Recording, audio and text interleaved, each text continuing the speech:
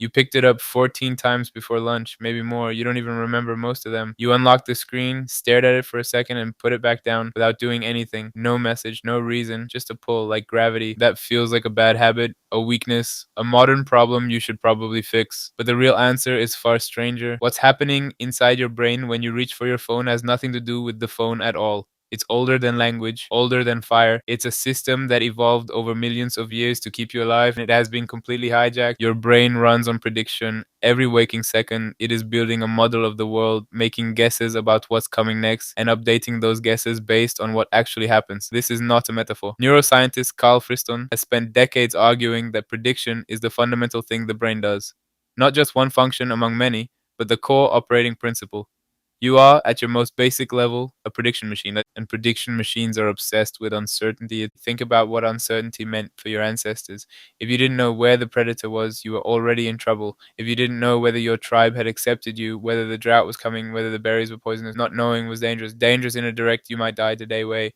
So your brain evolved a dedicated alarm system for unresolved information. It creates a low level tension, a background hum of urgency that doesn't go away until the uncertainty is resolved. Neuroscientists call it the salience network. You might just call it that feeling. It's the same feeling that makes you finish a mediocre book because you need to know how it ends. It's the pull that makes you check who texted even when you're in the middle of a conversation. It's what wakes you at 3 in the morning with a thought you can't release. Now give that ancient system a small glass rectangle full of unresolved questions. Did someone reply to your message? Did anyone like what you posted? Is there news you haven't seen? Did something happen? Each time you put your phone down without checking, your brain registers an open loop. And open loops to the prediction system feel like a mild threat, not a life or death threat, just a low hum, a nudge, a whisper that says, you don't know something, you should find out. Behavioral psychologist B.F. Skinner identified the mechanism behind this in the 1950s. He called it variable ratio reinforcement. In his experiments, rats pressed a lever to receive food pellets. When the pellet arrived every single time, the rats pressed the lever regularly and stopped quickly when the pellet stopped. But when the pellets arrived on a random schedule, sometimes on the first press, sometimes after 30, the rats became almost unable to stop. They pressed compulsively, obsessively, far beyond any rational expectation of reward. The variable ratio schedule is the most powerful driver of repetitive behavior ever identified. It is also the exact schedule your phone operates on. Sometimes you pick it up and there's a message that matters, sometimes there's nothing. Sometimes something surprising, something funny, something that triggers a small burst of dopamine you weren't expecting. The randomness isn't a bug. For the platforms that built your apps, the randomness is the feature, the uncertainty is the product. Tristan Harris, a former design ethicist at Google, spent years documenting how technology companies deliberately engineer this uncertainty into their products. Infinite scroll removes the natural stopping point. Notification badges create visible unresolved loops. Like counts are delayed and then released in batches rather than in real time because the uncertainty between posting and seeing the response is more engaging than instant feedback. Every one of these choices is the lever in Skinner's box redesigned for the 21st century. But here's what makes it stranger still. Your brain doesn't just respond to reward, it responds to the anticipation of reward.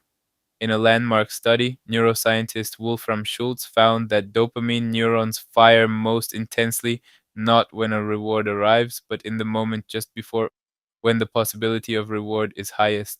The wanting is more neurologically powerful than the getting.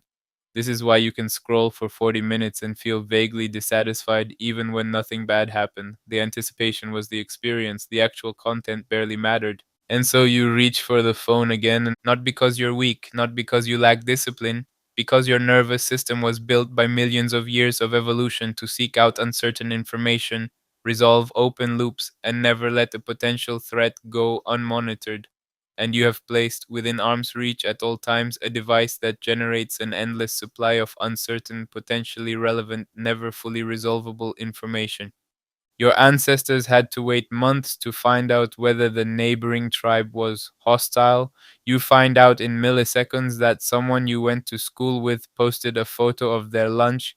The speed is new, the compulsion is ancient. There's a concept in evolutionary psychology called the environment of evolutionary adaptedness. It refers to the conditions under which a given trait was selected, the world that shaped the behavior. Your salience network evolved in a world where novel stimuli were rare, meaningful, and often dangerous. Information was scarce, uncertainty usually mattered. Now you live in an environment of information abundance, hundreds of notifications a day, constant novelty, perpetual uncertainty. Your brain responds to this the same way it would respond to a world of real threats, with vigilance, with urgency, with compulsive monitoring. It doesn't know the difference. It was never designed to know the difference. This is why willpower alone tends to fail. You're not fighting a habit. You're fighting a hardwired system that genuinely believes the unresolved notification might be important. Every time you white knuckle your way past the urge to check and then check anyway, you're not failing. You're completing a circuit that was designed by both evolution and very smart engineers to be completed.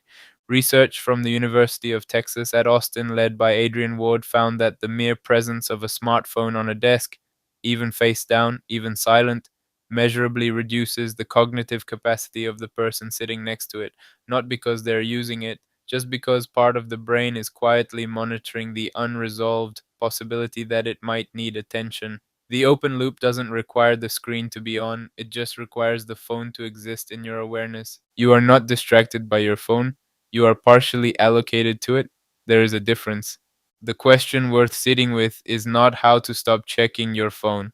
That question assumes the behavior is irrational, that you just need more discipline, that the fix is personal. The more useful question is, what environment are you actually living in, and does it match the one your brain was built for? Your ancestors didn't need to manage their information diet, the world managed it for them. There simply wasn't enough information to become overwhelming. Today, that natural cap is gone, and nobody built a new one into the technology that replaced it. What this means practically is that the solutions that actually work aren't about resistance.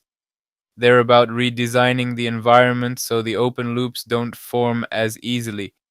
Phone in another room instead of on the desk, notifications turned off instead of ignored, apps removed instead of avoided, not because you can't handle them, but because you're not supposed to have to. Your brain was never built to handle an inbox that never closes. You'll pick your phone up again today, probably before you've finished thinking about this, not because you chose to, because a loop opened and your brain, ancient and vigilant and doing exactly what it was designed to do, is going to close it. That pull you feel, that low hum of not quite knowing, it didn't start when you got your first smartphone. It started when your ancestors survived because they never let an unresolved uncertainty sit too long in the dark. You're still here because they couldn't put it down either.